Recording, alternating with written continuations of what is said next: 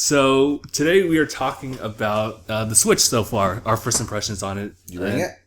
I did bring it actually, and just our feel for it with like what we played of it so far. I actually haven't been able to play Breath of the Wild yet. But why? Because I've had a really busy schedule. All right, so I have an idea for you. Okay. So given the way that the save filing works for Breath of the Wild, since it's not like all the other Zelda games where you get 3 saves, you get 1 manual and 3 autos. So, Ooh. yeah. Okay. It's a classic RPG. Okay. So, what I was thinking, that way you can still enjoy the fuck out your game. I could do the Let's Play from my account. That way you have yours. And you could play at your leisure and be like, yes, it's not Final Fantasy. Yeah. Okay, so y'all are gonna do a Let's Play? I guess so. I wasn't really thinking too much about it. I kind of want to go on your idea with the once you switch. But yeah, talking about the discussion here. So it's just like our first impressions and like upcoming games that we might be excited for. I was thinking specifically on like the Nintendo Nindies, as they call it, just these like smaller like indie games for when it's going to be available. Probably games that'll only be downloadable from the eShop. No physical copies unless it's like really popular, like Shovel Knight or Azure Striker. We'll see. Oh, are they gonna have Cuphead? Oh, that would be amazing. That'd be really good. But I haven't heard anything about that, so yeah. It's been a while since I actually watched that indie video, but definitely a couple of games that I'm looking forward to is that I think it's called Wargroove. It's pretty much like a It's Fire Emblem without waifus, which makes it a good game. And I guess it also is more along the lines of Advanced Wars as well. Get fucked, otakus. Yeah, I'm actually kind of glad that they're kind of veering off from that. Especially, well, this is kind of separate, but the next Fire Emblem will probably not be so waifu-ish. So this is 100% related. Okay. I'm really mad at Dennis right now. Why? What's going on? We put up a post on March 3rd at 9:42 in the morning. It says, Merry Switchmas. Merry Switchmas. I've heard that lingo before, yeah. So I'm really mad at him now. I'm gonna tell him that in a comment. But I'll probably send this picture to you. That way you can show them. Okay. Merry Switchmas. I also have my Switch too. And I just got Breath of the Wild like earlier today. I actually got the DLC as well. You got the Dilk? Dilk. Yeah, so far, sounds so inappropriate. So far, I've only played like one of my most anticipated games, which is Fast Racing Neo or Fast Remix. Which, if you don't have it, you should get it. It's cheap and it's fun. It's a lot of fun, actually. And it's if you're a fan of F-Zero, which I am a huge fan of F-Zero. It's worthy of calling itself a spiritual successor. Although I will say that F-Zero gets it because of music alone. Oh, music's so good for F-Zero. Yeah, so if you play Fast Racing, just go into the options, turn off the music, and then just like go into your phone, your computer, and just put on the F-Zero X soundtrack, and it makes the game perfect. Yeah, that's if you want the normie experience of the game. If you really want to get into the game, there's only one song you could listen to for 10 hours straight while playing it. No. Why must you ruin something that used to be funny? Because you hate it now. And that makes my life joyous. You've taken joy out of my life. And that brings joy into mine. Anyway, what I'm talking about is El Perro by Cilantro. Jeez. Another good song to play is Don't Stop Me Now by Queen. I still have yet to see that, but I'm sure that's actually fantastic. Do you like that song? So that's so far as games that we've actually played thus far. As far as like, I guess, how the Switch handles actually bringing up the Switch for this one. I need a Donkey Kong and I need a Kirby title. Yes.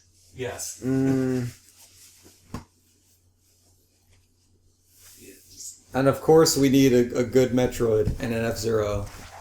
But don't hold your breath. So we're gonna get another what was it? Metroid Zero or some shit like that? Zero Mission? Yeah.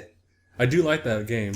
Well, I know that people had their gripe about Other M. Other M wasn't... That's the one I was talking about. Other M wasn't a bad game, but, like, they characterized Samus really badly. And, there was a lot of things about it that wasn't good. It was okay gameplay with a terrible story. Sure, I get that, that's what I can say about it. So, talking about, like, just the way the Switch kind of handles, I was very surprised, I guess, on how good the controller adapter feels when you plug these guys into, like, just the mold of the console or the controller. Yeah. It's, like, feels really comfortable. The only thing I'm kind of weirded out is just the LZ or ZL buttons. These, like, far end triggers, because when I hold these... R2? Right. I think of the GameCube controller and how easy it is to just rest, like, your top finger on it, while this one's just kind of like, I can't, I'm not reaching for anything. So, yeah, you kind of have to have, like, your fingers, like, right next to each other, which is a wee bit awkward. Yeah. Otherwise, yeah. I think a painful thing for me is, and I kind of wish that this is something that I really wouldn't mind if they just entirely got rid of. Mm-hmm. If they made it to where it's just one L and R button. If it was just one L and R button, no, like, L2 or LZ and RZ, I wouldn't mind that. Mm-hmm. And instead make those Z buttons the fucking latch buttons. Because this is some bullshit where this button is placed to release it. Yeah. I have not had any experience with that yet. Is it really that bad? Hold on. Let's latch this in real quick. Okay. Like, try comfortably pressing those buttons to release it. These buttons here, right? Yeah, the release. Jeez. Yeah, that's... Yeah, you have to really get a good grip on the entire console, unless you want to, like, slip it out of your hands. Jeez, how did they do it so easily, like, in the trailer? Like, because I don't think they had it clicked in the trailer. Good editing. That's my answer. Yeah, I mean, otherwise, like, I love the Joy-Cons. I really like the Joy-Cons. I can't wait until Virtual Console games. I honestly think Nintendo kind of dropped the ball with not having any Virtual Console available on launch. Not even just, like, Mario 1. Like, come on now. Yeah, and given how the original, like, NES and SNES were, these are exactly those controllers. It's just, instead of having a D-pad, they have the joystick. Yeah. Other than that, that's the controller. Mm-hmm. It was 4 buttons here and 6 buttons here. Yeah. Especially if you go, like, old school, like, NES, it's just, you have more than enough buttons for just one Joy-Con. Mm-hmm. But I really do like the different ways you can play. That's definitely a highlight that they've been, like, just pushing the envelope for.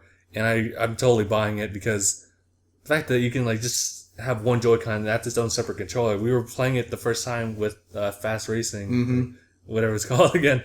And the fact that you come with 2 controllers because of it. Yeah. The HD Rumble is such an underrated feature. Mm-hmm. I haven't really tested. Oh yeah. You don't really think about it until you think about it, so it's, like, completely uninvasive, and it enhances the game, but you don't really think about it until you're thinking about it. And once you think about it, you're like, you know, wow, this is actually really cool. Mm-hmm. The Rumble feature, I will say, is it's somewhat more. It does feel like a more, like, what's the word I'm looking for? Help me out. Like, it's just like immersive. Yeah, I think. When I'm playing Fast Racing, like the HD Rumble, like the first time I thought about it, I was like, you know, yeah, this is actually really benefiting the game. And so I can't wait to see how it is, like, in different games like 1-2 Switch and whatnot, which we plan on playing at some point. You know, it's Rumble's really an underappreciated thing, like, even from the start with the N64. But my favorite Rumble feature for any controller still is going to go with the Xbox One, just because they have the tactile Rumble, where they have, like, the standard Rumble, which is in, like, the thumb pads. They have that Rumble. Okay. But then they also have trigger Rumbles. Oh, really? Oh, yeah, that's right. Oh, yeah, I know. So, like, for racing games and all that, you feel, like, the rumble in your hands, but as you're pressing the trigger button to, like, hit the gas pedal, you feel it rumble under your finger. Mm. Yeah, and same thing with shooting games. Man. Like, you really have to think about it to feel it, but when you feel it, it's like... Like every little kid who gets to drive with their their parent as they go really fast. Yeah. I love those videos. But, oh man, it's weird kind of talking about the Rumble as if it's like a new re-immersing thing now. Because ever since like... Well, because it was just like a standard Rumble where anything that happened... Right. And it becomes so normalized. And now we're now talking about the HD Rumble. Which is what I think is like controllers should have 3 Rumbles in there. Okay. They should have one on the right, left, and one in the center. To kind of give you like a more tactile like feedback of where it's coming from. Yeah. And I would definitely try to base that around like surround sound. Mm-hmm. Yeah. Yeah. So like surround sound made it to where like, oh, I can hear something from over here, but it still feels like all around me. Like if you were able to feel the direction that it was coming from, that would be really cool. Especially with racing games. Yeah. Where you could feel like the road in your hands. Or someone colliding to your left or right. Mm-hmm. Or even I feel like fast racing is trying to do that at least. Yeah, that's where I like came up with the thought. Because you could feel like, you can kind of like almost perceive a shift in where it's coming from. And it makes hitting those like boosts really satisfying. Yeah. Mm-hmm. Yeah. Yeah. And it makes those spin outs more agonizing. Yeah. God. I do really like that game. But it can be a bit too fast for my eyes to perceive everything. Until it happens. I think that's one thing that I'm kind of like... That's one thing I'm a wee bit disappointed on when it comes to fast racing. What's up? Is, even though it says you're going really, really fast, it doesn't feel like you're going really, really fast. I feel like whenever the controls are off you after you finish the race and then like you have your own car like autopiloting itself, I feel like that's when it goes faster. I'm like, wait, what the hell? I want to be like that. How come it wasn't like that? I think the fastest I've ever felt like I was going in a racing game was definitely Mario Kart 8 at 250cc, where I touch the gas pedal and I crash into a corner. Why do you enjoy agony? No, I'm not saying that. I'm saying it made me feel like I was going fast. What 200cc feels like to me is it feels like playing like the lower difficulties, but somebody just sped up the video. It just feels awful. I think it's a matter. It felt very real to me. What's it called? F-Zero. F-Zero did a good job of that, where it says you're going fast, and it felt like you're going fast. Everything's just shoom. You see a building and it's gone. Yeah, and then these tracks have really wide turns because you're just going so fast that if you were to turn any faster than that, you would die. That's true. In fast racing, you have like 90-degree turns when it says you're going 780 miles an hour. You know, I never really thought about that, but you're right. Yeah. It's like, this is a standard racing game, but it says you're going really fast. That's true. It is kind of weird how they adapted 250cc because of like how the courses are set up. Maybe like wide turns would have been much better in that case, but you have to use braking for that. Yeah, and that's why it felt like you were going. That's why it really felt like you were going really fast, because you had to stop to make these turns. You couldn't hit them at max speed. Yeah, F-Zero is brutal. Like it truly is brutal. I should really unearth that right now. Like back home, I still have my F-Zero GX game. Maybe we can maybe play sometimes. I think when it comes to the Switch, you were talking about a 1-2 switch. Yeah. Favorite little game in that, the fucking eating the sub game. I haven't played it yet. I haven't played it either, but I see it like on everything that's talking about the Switch commercials, IGN's coverage of it. There's how it has the little IR thing right here. There's one little mini game where you have to eat as many subs as you can. So you have to hold it like this and eat. You have to, and it takes bites out of the subs. I've seen Rooster Teeth do like their RTX, and it was like a little short video of Michael doing that, and go it's so great. My second favorite thing, just seeing people do, is milking a cow. Yeah. They have like so many stupid mini games in 1-2 Switch. I love it. Mm-hmm. We do need to pick that up at some point. Yeah, one thing at a time though. We'll see how recording things go.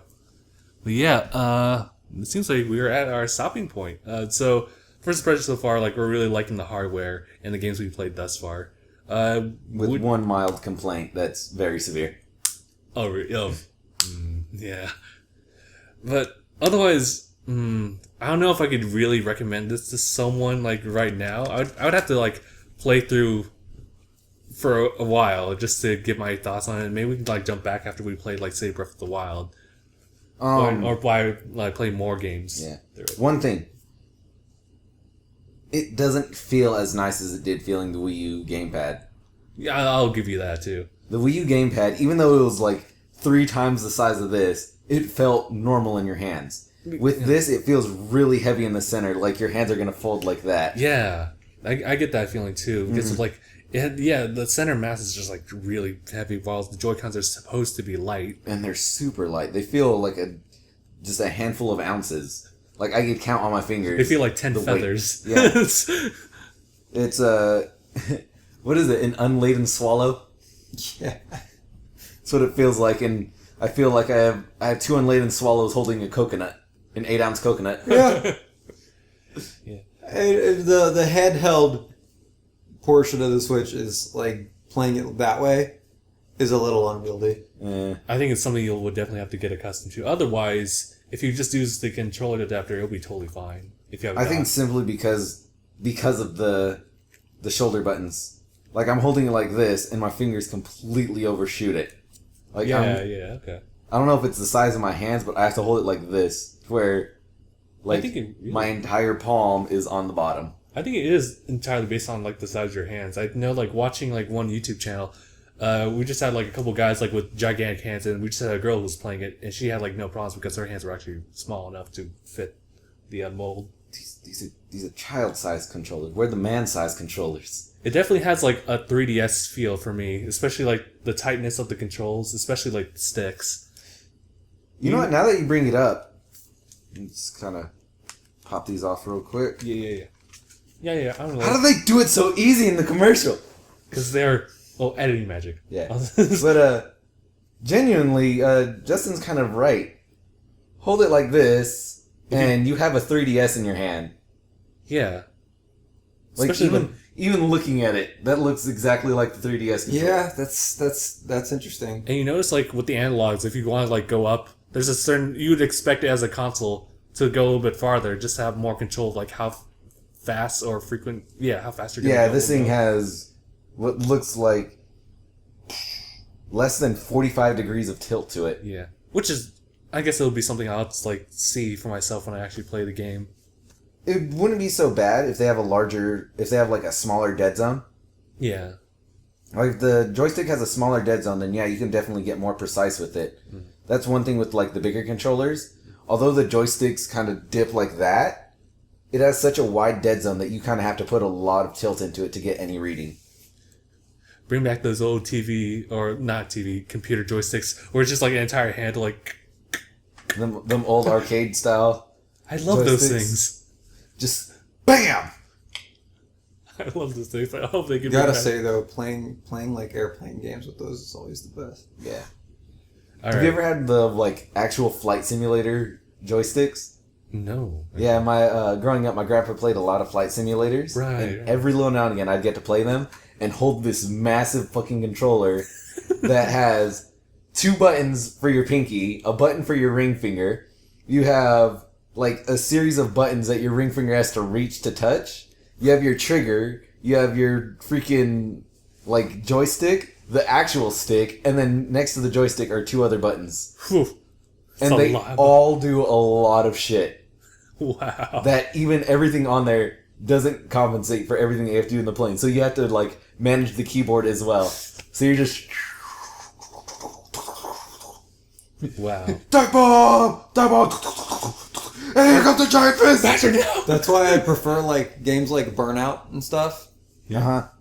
Wherever they only give you the buttons that you need. They said highly simplify it. Although I kind of wish that we had more like options. Well, maybe in this particular case, because of how small it is, maybe they could have done without like additional buttons. But yeah, I really think that they didn't have it clicked in all the way in those commercials, and they just kind of placed and it slid up. That's what I'm thinking too. Yeah, no, I noticed that one. Because you have to press these stupid fucking buttons. Yeah. Again, totally edit it out. Maybe like they stapled like the person's jerking motion to make it look like instead of. All right, so we're good here until maybe like we'll come back to this maybe later and just have like an actual kind of quote unquote review about it. But yeah, that's our first impressions for this one. Wait a minute. Does that mean this is a two-parter? I guess it's a two-parter. Oh my god! It comes back the next day later. This fucking sucks, right? So we'll catch you guys in part 2. Yeah. All right then. So thank you guys so much for watching. We'll see you guys in the next one. #bye.